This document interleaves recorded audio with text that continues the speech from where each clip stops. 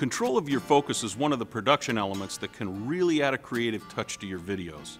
In fact, the combination of narrow depth of field and precise focus control is what makes shooting video with your HDSLR so artistic and so rewarding. Here's a quick tip that I use to establish my initial focus. I frame up my subject the way I want, then I press the shutter release down halfway. When the focus box goes from red to green, I'm in focus.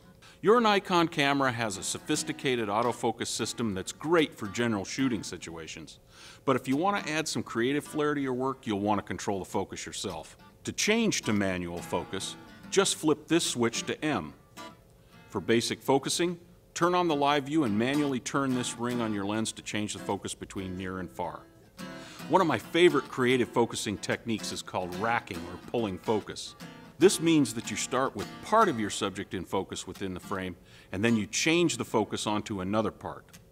Now, this technique takes a little bit of practice, and it works best if you're on a nice solid tripod and you're using a telephoto lens that's zoomed in a little bit on your subject.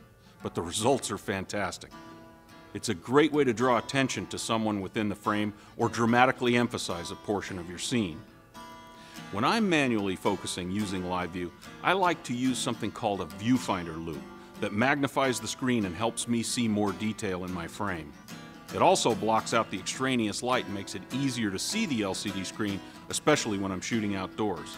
Sometimes I also use an external monitor attached to the HDMI port. A larger monitor like this makes it easier to frame up my shots and check focus.